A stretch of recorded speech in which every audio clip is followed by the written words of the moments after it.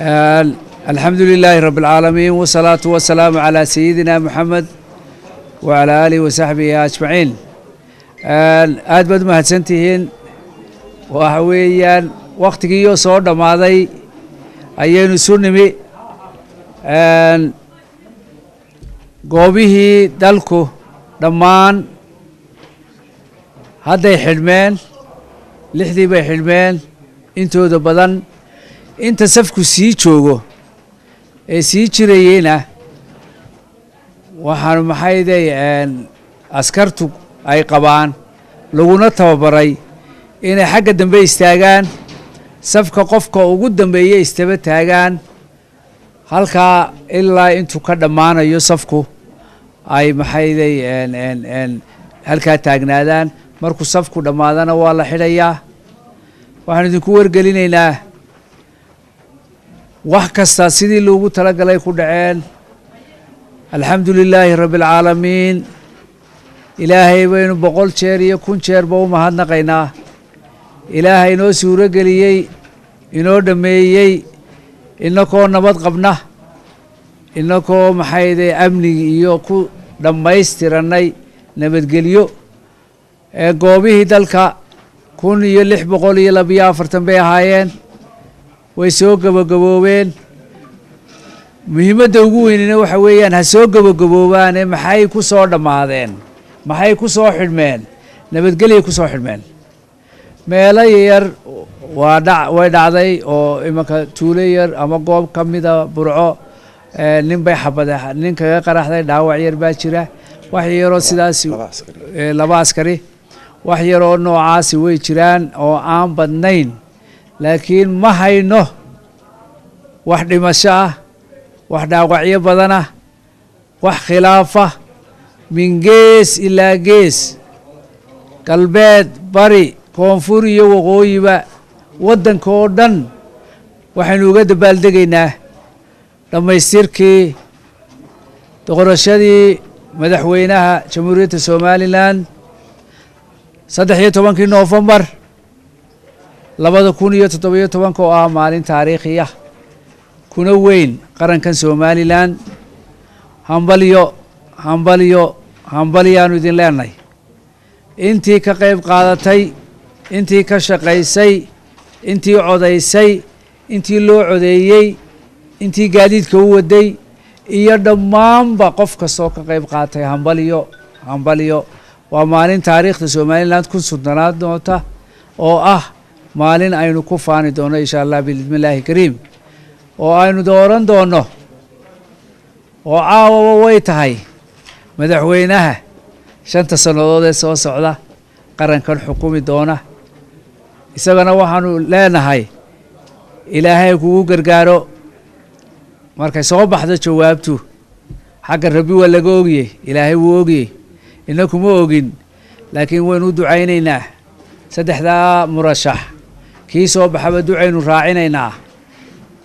waajibaadkii way guteen muwaadiniintii somalilan codbixiyayaashii waajibaadkoodii gute waxaa laga sugayaa waajibaadkiisii mudanaha soo bixi doona sidaa loogu baxay sidaa loogu ololeeyey sidaa loogu shaqeeyey inuu qarankan ugu shaqeeyo oo u noqdo hayin hogaamiye qarankan 5 sanadood ee soo socota annagu komishan ahaan waxay noo tahay farxad weyn inaanu gudanay xil qaran oo weyn xilkaasuna noogu soo dhammaaday annagoo nabad qabna annagoo ku faraxsan inuu noo soo dhammaaday xilkaa weyn culays weynina waa naga degay caawa waxaan hambalyo idinka wadaa 5tii komishanaree kale oo anigii Siciid Cali Muuse aanu saacad ula hadlaynay minid ula hadlaynay xiriirka iyagu toos ahaa iyagana waxaanu idinka wadnaa salaan way naga maqan yihiin insha allah ilaahay inoo keeno iyagoo nabad qaba iyagiyo shaqaalaha ka soo shaqeeyeyba codbixinta taasaanu codbixintii doorashada madaxweynaha waxaanu leenahay inakoo nabada idinkoo nabada inaynu isu soo guriyo noqonno hadda aynu joognaba durbaba way soo gaadheen goobihii qaar ka midii degmooyinkii laga xukumayey waxaa bilaabmi doonta in la tiriyo tiradaasu markay dhammaato ee ay ku dhammaato goob kasta waxaa loo diyaargaroobi doonaa in loo soo raro degmaday ka koobnayd ama degmada goobtaasu hoos timaato oo noqon doonta 21 degmo doorasho oo iman doonaan dhammaan ku soo hoyan doonaan goobaha laga cod bixiyey markay yimaadaan degmada waxa way soo dhaxayaan markaan in yar idinka taabanno hadda markay dhammaato way xidhanayaan albaabka markay albaabka xidhaan waxa gudaha ku jiraya 7 xubnood 7 xubnood oo noqon doona 4 xubnood oo komishanka doorashooyinka qaranka u shaqeeya oo kala ah gudoomiye ku xigeen xogeeye iyo hubiye iyo 3 xubnood oo ka socda 3 xisbi qaran 7 xubnood ayaa iyagoo wada jira albaabka xidhan doona leerka siraadan doona bilaabin doona inay tiriyaan maxay sida loo kala helay codadka markay dhameeyaan way kala saxeexanayaan 7 xubnoodba saxiix bay leeyihiin haddaanu saxiixaasu jirin oo annaka 4 xubnood way ku khasban yihiin inay saxiixaan waayo iyaga shaqada wada 3 xubnood ee wakiilada haddii uu saxiixi waayo form ka la yiraahdo D1 oo ah foomka lagu ururin doono xogta codbixiyaasha waxay noqon doontaa inuu cabasho raaciyo foom kala barbar socda oo sharcigu u ogol yahay xeerku u ogol yahay hadduu form D1 ka diido inuu saxiixo xubin ka mid ah 3 xisbi qaran wakiiladoodu waxa sharcigu u ogol yahay xeerku u ogol yahay inuu cabasho qoro foomkaasina uu yaalaa hadduu hor yaalaa kaasuu soo qoranaya cabashadiisu waxay soo raaci doontaa sanduuqa gudihiisa ayay soo raaci doontaa waxaana la siin doonaa mid kasta copy waxa ka soo baxay jadwalka jawaabta ka soo baxday ama resultka ka soo baxay xubin kasta oo maxay ka socota xisbiyadu waxay qaadanaysaa koobigeeda koobiga originalkana waxa soo qaadaya gudoomiyaha goobta isku baabuur bay soo raacayaan ma kala harayaan waayo waxa la ilaalinayaa sanaaduuqda isla caawa waa la soo guurayn doonaa sanaaduuqda waxa soo raacaya 7 xubnood oo aanu diin sheegnay iyo ciidankii ilaalinayay ilaaladaha ayaa soo galbin doonaa ma kala harayaan waayo sanduuqu waa ka la xisaabinayo waa ka maxayday aynu qiimaha weyn maanta inoo leh in la ilaaliyo la xiftiyo la barbar galo oo aan loo kala harin si ay arrinteenu u noqoto waadax ama transparent oo aanu qofno qof u shakeyn waxay ku soo hoyan doonaan ka ugu dambeeya berri subax insha Allah bismillaahi kariim degmadiisii buu ku soo hoyan doonaa halkaasoo ay ku sugayaan maxay wakiilo xisbi oo cusub oo fresh ah oo dardartooda qabaa ku sugaya waa qoriisu dhiibkii wakiiladii soo shaqeeyay ee koobaa ka soo shaqeeyay waraaqdii koobigii uu haystay wuxuu dhiibayaa ka cusub ayuu ku wareejinayaa iga qabo halkaa ka sii wad halkaasuu ka wadayaa degmada haddana lagu tirinayaa iyadoo la wada joogo loo batay oo gudoomiyaha komishanka ee degmaduna uu joogo 2 xubnood oo ka socda kale oo ka socda xisbiyaduna ay joogaan halkaas haddana laga tirinayaa wixii cabashaa lagu eegayaa marka sanaaduuqda aanay cabasho jirin la dhammaystiro ayaa waxa loo jeestanayaa hadday jiraan sanaaduuq cabasho la socotay oo karantiinka la geliyay ayaa ugu dambeynaya waa la dhexda la dhigayaa waa la wada arkayaa dub baa loo tirinayaa haddii xisaabtu sira dhaaftay iyo hadduu qalad ku jiraba degmadana saasay uga soo baxaysaa insha Allah berri habeen dambe ayay degmooyinka aanu filaynaa inay ka soo dhammaato oo ay ku soo biyo shubato gobolada halkaasay ka soo soconaysaa waxay imanaysaa xarunta qaranka 17 insha Allah filaynaa inay yimaadaan hadday ugu soo horeeyaan ama 16 dhamaadkeeda ama 18 haddaanay cabashooyin badan jirin ama roobab ina xanibin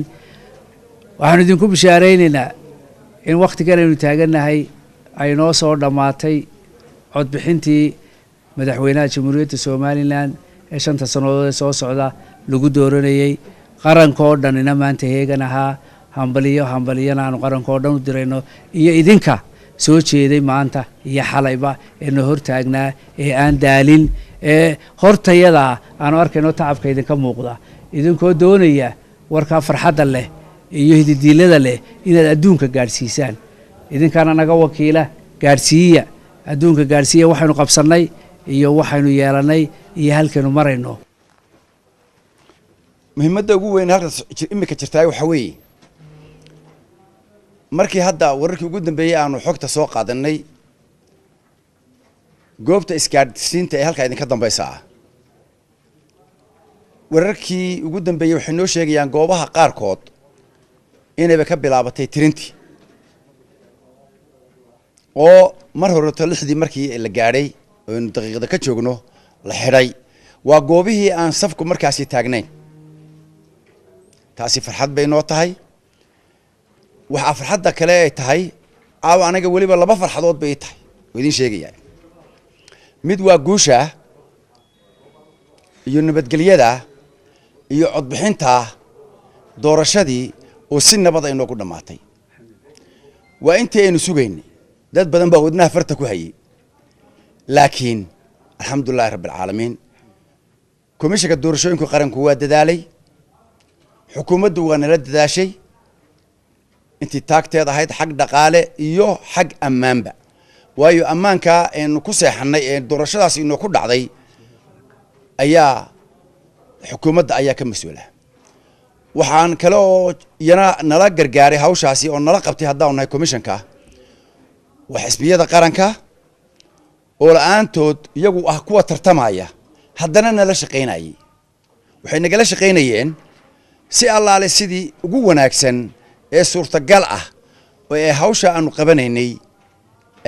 ay u noqoto mid lagu guulaysto oo guul aynu ku gaadhno. waana tan aynu caawa halkan alxamdulillahi rabbil caalamiin annagoo ku faraxsan aanu idinku sheegayno in si wanaagsan oo nabada meel walba aynu uga dabaaldegayno. hadda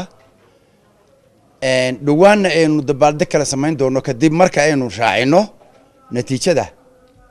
madaxweynaha qofka ku guulaystay.